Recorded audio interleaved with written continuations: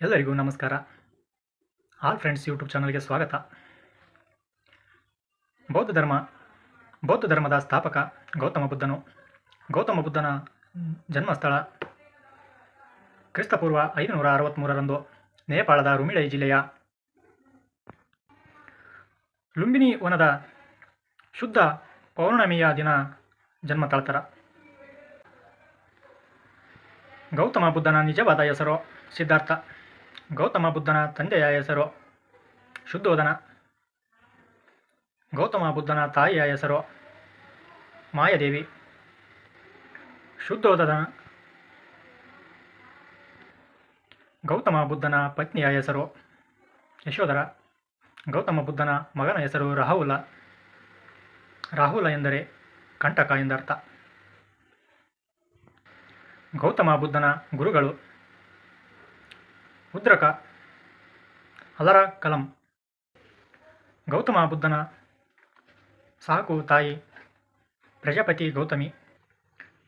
ಗೌತಮ ಬುದ್ಧನ ಕುದುರೆ ಕಂತಕ. ಗೌತಮ ಬುದ್ಧನ ಸೇವಕ ಚೆನ್ನ. ಗೌತಮ ಬುದ್ಧನ ಬಗ್ಗೆ ಭವಿಷ್ಯ ನುಡಿದ ಸನ್ಯಾಸಿ ಅಥವಾ ಮಹರ್ಷಿ ಹೆಸರು ಅಶಿತ ಮಹರ್ಷಿ. ಜ್ಞಾನೋದಯವಾದ ಸ್ಥಳ ಗಾಯ. ಮೊದಲ ಪ್ರವಚನ ಸಾರನಾಥದ ಜಿಂಕೆವನದಲ್ಲಿ 5 ಜನ ಶಿಷ್ಯಂದರಿಗೆ ಬೋಧನೆ ಮಾಡ್ತಾನೆ. ಬುದ್ಧನ ಕೊನೆಯ ಪ್ರವಚನ ವೈಶಾಲಿಯಲ್ಲಿ ಆಗ್ತದ. ಬುದ್ಧನ ಪ್ರೀತಿಯ ಶಿಷ್ಯ ಆನಂದ. ಪ್ರಸಿದ್ಧ ಶಿಷ್ಯ ಅಂಗುಲಿಮಾಲ ಮತ್ತು ಅಂಗುಲಿಮಾಲನ ಗುರು ಕೂಡ ಬುದ್ಧ ಆಗಿರ್ತಾನೆ. ಬುದ್ಧನ ಪ್ರೀತಿಯ ಶಿಷ್ಯೆ ಅಮ್ರಪಾಲಿ. ಬುದ್ಧನಿಗೆ ಚಿಕಿತ್ಸೆ ನೀಡಿದವರು ಜೀವಕ. ಬುದ್ಧನ ಕೊನೆಯ ಮಾತು ಕೇಳಿದವರು ಸುಭದ್ರ. ಬುದ್ಧನ ಕೊನೆಯ ಮಾತು ಅಷ್ಟಾಂಗ ಮಾರ್ಗದಲ್ಲಿ ನಂಬಿಕೆ ಇಡು.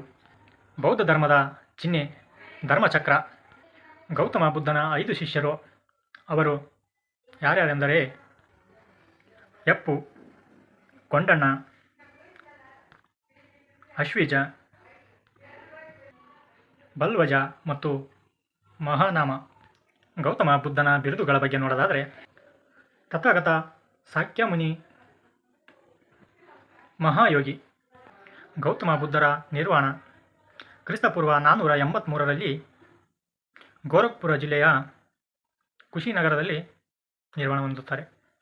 ಗೌತಮ ಬುದ್ಧರ ಬೋಧನೆಗಳು ಅಹಿಂಸೆ, ಸತ್ಯ, ಅಪರಿಗ್ರಹ ಮತ್ತು ಆಸ್ಥೇಯ. ಅದೇ ರೀತಿಯಾಗಿ ಬೌದ್ಧ ಧರ್ಮದ 4 ಆರ್ಯ ಸತ್ಯಗಳು. ಪ್ರಪಂಚವು ದುಃಖದಿಂದ ಕೂಡಿದೆ. ಆಸೆಯೇ ದುಃಖಕ್ಕೆ ಮೂಲ. ದುಃಖವನ್ನು ನಿರ್ವಹಿಸಲು ಆಸೆಯನ್ನು ತ್ಯಜಿಸಬೇಕು ಮತ್ತು ಮುಕ್ತಿಯನ್ನು ಪಡೆಯಲು ಅಷ್ಟಾಂಗ ಮಾರ್ಗವನ್ನು ಅನುಸರಿಸಲೇಬೇಕು.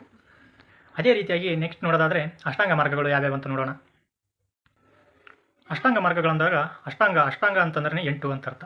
ಅವು ಯಾವ್ಯಾವ ಅಂತ ನೋಡೋದಾದರೆ ಒಳ್ಳೆಯ ನಡತೆ, ಒಳ್ಳೆಯ ನಂಬಿಕೆ, ಒಳ್ಳೆಯ ಯೋಚನೆ, ಒಳ್ಳೆಯ ಗುರಿ, ಒಳ್ಳೆಯ ಪ್ರಯತ್ನ, ಒಳ್ಳೆಯ ವಿಚಾರ, ಮತ್ತು ಒಳ್ಳೆಯ ಧ್ಯಾನ, ಮತ್ತು ಒಳ್ಳೆಯ ಜೀವನ ಉಪಾಯವಾಗಿರಬೇಕು. ಇವರು ವೇದ ಧರ್ಮವನ್ನು ತಿರಸ್ಕರಿಸಿದರು. ಇವರು ಜಾತಿ ಪದ್ಧತಿಯನ್ನು ವಿರೋಧಿಸಿದರು. ಇವರು ಕರ್ಮ ಸಿದ್ಧಾಂತದ ಮೇಲೆ ನಂಬಿಕೆಯನ್ನಿಟ್ಟರು. ಅದೇ ರೀತಿಯಾಗಿ ನಾವು ನೆಕ್ಸ್ಟ್ ನೋಡೋದಾದರೆ ಬೌದ್ಧ ಧರ್ಮದಲ್ಲಿ 2 ಪಂಥಗಳು ಕಂಡುಬರ್ತವೆ. ಅವು ಯಾವ್ಯಾವ ಅಂತಂದರೆ ಹೀನಯಾನ ಮತ್ತು ಮಹಾಯಾನ ಅಂತ. ನಾವು ಒಂದೊಂದಾಗಿ ನೋಡುತ್ತಾ ಹೋಗೋಣ. ಮೊದಲನೇದಾಗಿ ಹೀನಯಾನ ನೋಡೋಣ. ಈ ಪಂಥದವರು ಬಟ್ಟೆಗಳು ಮತ್ತು ಬುದ್ಧನ ಕಣ್ಣುಗಳು, ಬುದ್ಧನ ಪಾದಗಳು, ಬುದ್ಧನ ಛತ್ರಿಗಳನ್ನು ತೆಗೆದುಕೊಂಡು ಅವನ ಅವಶೇಷಗಳ ಮೂಲಕ ಸಂಕೇತದ ರೂಪದಲ್ಲಿ ಪೂಜಿಸುತ್ತಾರೆ. ಇವರು ಬುದ್ಧನನ್ನು ಶ್ರೇಷ್ಠ ವ್ಯಕ್ತಿ ಎಂದು ಭಾವಿಸುತ್ತಾರೆ. ಇವರು ಧರ್ಮ ಪ್ರಚಾರಕ್ಕಾಗಿ ಪಾಳಿ ಭಾಷೆಯನ್ನು ಬೋಧಿಸುತ್ತಾರೆ. ಧರ್ಮದ ಮೊದಲ ಗ್ರಂಥ ಮಹಾವಸ್ತು ಪಾಳಿ ಭಾಷೆಯಲ್ಲಿದೆ. ಇವರು ಅಷ್ಟಾಂಗ ಮಾರ್ಗದ ಮೂಲಕ ಮುಕ್ತಿಯನ್ನು ಹೊಂದಬಹುದೆಂತೇಳಿ ನಂಬಿದ್ದಾರೆ. ಹೀನಯಾನ ಪಂಥದ ಪೋಷಕ ಯಾರಪ್ಪ ಅಂದರೆ ಅಶೋಕ. ಹೀನಯಾನ ಪಂಥದ ಧಾರ್ಮಿಕ ಕೇಂದ್ರಗಳ ಎಲ್ಲವಪ್ಪ ಅಂತಂದರೆ ಉಜ್ಜಯಿನಿ ಮತ್ತು ಪಾಟಲಿಪುತ್ರದಲ್ಲಿ ಕಂಡುಬರ್ತವೆ. ಅದೇ ರೀತಿಯಾಗಿ ನಾವು ನೆಕ್ಸ್ಟ್ ನೋಡೋದಾದರೆ ಮಹಾಯಾನದ ಬಗ್ಗೆ ನೋಡೋಣ. ಈ ಮಹಾಯಾನದ ಬಗ್ಗೆ ನೋಡೋಣ. ಇಲ್ಲಿ ಬುದ್ಧನ ಮೂರ್ತಿಯನ್ನೇ ಪೂಜೆ ಮಾಡುತ್ತಾರೆ. ಇಲ್ಲಿ ಬುದ್ಧನನ್ನೇ ದೇವರು ಎಂದು ಹೇಳಿ ನಂಬುತ್ತಾರೆ. ಇಲ್ಲಿ ಧರ್ಮದ ಪ್ರಚಾರಕ್ಕಾಗಿ ಸಂಸ್ಕೃತ ಭಾಷೆಯನ್ನು ಉಪಯೋಗಿಸುತ್ತಾರೆ. ಮಹಾಯಾನದ ಮೊದಲ ಗ್ರಂಥ ಯಾವುದಪ್ಪ ಅಂತಂದರೆ ಲಲಿತಾ ವಿಸ್ತಾರ. ಇದು ಸಂಸ್ಕೃತದಲ್ಲಿದೆ. ಇವರು ಹಿಂದೂ ಧರ್ಮದ ಆಚಾರ ವಿಚಾರಗಳನ್ನು ಅನುಸರಿಸುತ್ತಾರೆ. ಇವರು ಭಕ್ತಿ ಮಾರ್ಗದಿಂದ ಮುಕ್ತಿಯನ್ನು ಹೊಂದುತ್ತಾರೆ. ಮಹಾಯಾನವನ್ನು ಪೋಷಿಸಿದವರು ಪೋಷಕಂತನೂ ಕರಿಬೋದು ಇವ್ರನ್ನ ಕನಿಷ್ಕ. ಮಹಾಯಾನದ ಧಾರ್ಮಿಕ ಕೇಂದ್ರಗಳು ಪೇಶಾವರ ಮತ್ತು ತಕ್ಷಶಿಲಾ ಅಂತ ಹೇಳ್ತೀವಿ. ಅದೇ ರೀತಿಯಾಗಿ ನೆಕ್ಸ್ಟ್ ನೋಡೋದಾದರೆ ಬೌದ್ಧ ಧರ್ಮದ ಸಮ್ಮೇಳನಗಳ ಬಗ್ಗೆ ನೋಡೋಣ. 5 ಸಮ್ಮೇಳನಗಳು ಕಂಡು ಬರ್ತಾವ. ನಾವು ಒಂದೊಂದಾಗಿ ವಿವರಣೆ ಮಾಡ್ಕೊಂತ ಹೋಗೋಣ. 1ನೇ ಸಮ್ಮೇಳನ ರಾಜಗೃಹದಲ್ಲಿ ನಡೀತಿತ್ತೆ. ಕ್ರಿಸ್ತಪೂರ್ವ 483ರಲ್ಲಿ ಅಲ್ಲಿನ ರಾಜ ಯಾರಿರ್ತಾರಪ್ಪ ಅಂದರೆ ಅಜಾತಶತ್ರು ಮತ್ತು ಅಧ್ಯಕ್ಷತೆ ವಹಿಸಿಕೊಂಡವರು ಮಹಾಕಶ್ಯಪ.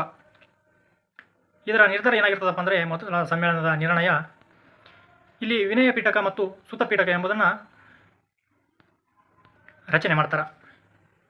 ಅದೇ ರೀತಿಯಾಗಿ 2ನೇ ಸಮ್ಮೇಳನ ವೈಶಾಲಿಯಲ್ಲಿ ನಡೀತಿದೆ. 2ನೇ ಸಮ್ಮೇಳನ ಕ್ರಿಸ್ತಪೂರ್ವ 383ರಲ್ಲಿ ನಡೀತಿದೆ. ಎಲ್ಲಿ ನಡೀತಿದ್ದಪ್ಪ ಅಂತಂದರೆ ವೈಶಾಲಿಯಲ್ಲಿ ನಡೀತಿದೆ. ಅಲ್ಲಿನ ರಾಜ ಯಾರು ಇದ್ರಪ್ಪ ಅಂತಂದರೆ ರಾಜ ಕಾಲಶೋಕ ಇರ್ತಾನೆ. ಅಲ್ಲಿನ ಅಧ್ಯಕ್ಷತೆಯನ್ನು ವಹಿಸಿಕೊಂಡವ್ರು ಯಾರು ಇರ್ತಾರಪ್ಪ ಅಂತಂದರೆ ಸಬಿಕಾಮಿ. ಇದರ ಫಲಿತಾಂಶ ಏನಾಗಿರ್ತದಪ್ಪ ಅಂತಂದರೆ 2ನೇ ಈ ಸಮ್ಮೇಳನ ನಡೀತದಲ್ಲ, ಇದರ ಫಲಿತಾಂಶ ಏನಾಗಿರ್ತದಪ್ಪ ಅಂತಂದರೆ ಸನ್ಯಾಸಿಗಳ ನಡುವಿನ ಇರುವ ಭಿನ್ನ ಅಭಿಪ್ರಾಯಗಳನ್ನು ಹೋಗಲಾಡಿಸುವುದಾಗಿರ್ತದೆ. ಅದೇ ರೀತಿಯಾಗಿ 3ನೇ ಬೌದ್ಧ ಸಮ್ಮೇಳನದ ಬಗ್ಗೆ ನೋಡೋದಾದರೆ ಇದು ಕ್ರಿಸ್ತಪೂರ್ವ 250ರಲ್ಲಿ ನಡೀತಿದೆ. ಎಲ್ಲಿ ನಡೀತಿದ್ದಪ್ಪ ಅಂತಂದರೆ ಪಾಟಲಿಪುತ್ರದಲ್ಲಿ ನಡೀತಿದೆ. ಅಲ್ಲಿನ ರಾಜ ಯಾರಾಗಿರ್ತಾರಪ್ಪ ಅಂದರೆ ಅಶೋಕ ಆಗಿರ್ತಾನೆ. ಅಲ್ಲಿನ ಅಧ್ಯಕ್ಷತೆಯನ್ನು ವಹಿಸಿಕೊಂಡರು ಯಾರಾಗಿರ್ತಾರಪ್ಪ ಅಂತಂದರೆ ಮುಂಗಲಿ ಪುತ್ರ ಅಧ್ಯಕ್ಷತೆ ವಹಿಸಿಕೊಂಡಿರ್ತಾನೆ. ಅಭಿಧಮ ಪೀಠಕದ ಜೊತೆಗೆ ತ್ರಿಪೀಠಕಗಳ ರಚನೆಯಾಗಿರ್ತದೆ. ಅದು ಕ್ರಮಬದ್ಧವಾದ ರಚನೆ. ಅದೇ ರೀತಿಯಾಗಿ 4ನೇ ಬೌದ್ಧ ಸಮ್ಮೇಳನದ ಬಗ್ಗೆ ನೋಡೋದಾದರೆ ಕ್ರಿಸ್ತಶಕ 1ನೇ ಶತಮಾನದಲ್ಲಿ ಕುಂಡಲಿವನದಲ್ಲಿ ನಡೀತೈತೆ. ಅಲ್ಲಿನ ರಾಜ ಯಾರಾಗಿರ್ತಾರಪ್ಪ ಅಂದರೆ ಕನಿಷ್ಕ ಇರ್ತಾನೆ. ಅಲ್ಲಿ ಈ 4ನೇ ಬೌದ್ಧ ಸಮ್ಮೇಳನ ನಡೀತಿರ್ಬೇಕಾದ್ರೆ ಅಧ್ಯಕ್ಷತೆಯನ್ನು ವಹಿಸಿಕೊಂಡವ್ರು ಯಾರಪ್ಪ ಅಂತಂದರೆ ವಸುಮಿತ್ರ. ಅದೇ ರೀತಿಯಾಗಿ ಉಪಾಧ್ಯಕ್ಷತೆಯನ್ನು ವಹಿಸಿಕೊಂಡವ್ರು ಯಾರಪ್ಪ ಅಂತಂದರೆ ಅಶ್ವಘೋಷನವರು. ಅದೇ ರೀತಿಯಾಗಿ ಈ 4ನೇ ಬೌದ್ಧ ಸಮ್ಮೇಳನದ ಫಲಿತಾಂಶ ಏನಪ್ಪ ಅಂತಂದರೆ ಇಲ್ಲಿ ಹೀನಯಾನ ಮತ್ತು ಮಹಾಯಾನ ಎಂಬುದನ್ನು ಉದಯವಾಗ್ತವೆ. ಹೊಸ ಪಂಥಗಳು ಉದಯ ಆಗ್ತವೆ ಇಲ್ಲಿ. ಅದೇ ರೀತಿಯಾಗಿ ಕೊನೆಯದಾಗಿ 5ನೇ ಬೌದ್ಧ ಸಮ್ಮೇಳನ ನಡೀತಿದೆ. ಎಲ್ಲಿ ನಡೀತಿತ್ತಪ್ಪ ಅಂದರೆ ಕನೋಜ್ನಲ್ಲಿ ನಡೀತಿದೆ. ಅಲ್ಲಿನ ರಾಜ ಯಾರಿರ್ತಾರಪ್ಪ ಅಂದರೆ ಹರ್ಷವರ್ಧನ ಇರ್ತಾನೆ. ಅಧ್ಯಕ್ಷತೆ ವಹಿಸಿಕೊಂಡವರು ಹುಯನ್ ತ್ಯಾಂಗ್. ಹಿಂದೂ ಧರ್ಮದ ಶ್ರೇಷ್ಠತೆಗಾಗಿ 1000 ಜನ ಬ್ರಾಹ್ಮಣರು ಸಭಾಂಗಣದ ಸಮ್ಮೇಳನಕ್ಕೆ ಬೆಂಕಿ ಹಚ್ಚಿದರು. ಆದ ಕಾರಣ ಈ 5ನೇ ಸಮ್ಮೇಳನ ನಡೆಯಲಿಲ್ಲ. ಇಷ್ಟು ಬೌದ್ಧ ಧರ್ಮದ ಚರಿತ್ರೆ ಆಗಿರ್ತದೆ. ಲೈಕ್ ಮಾಡಿ, ಕಮೆಂಟ್ ಮಾಡಿ ಮತ್ತು ಶೇರ್ ಮಾಡೋದನ್ನು ಮರಿಬೇಡಿ.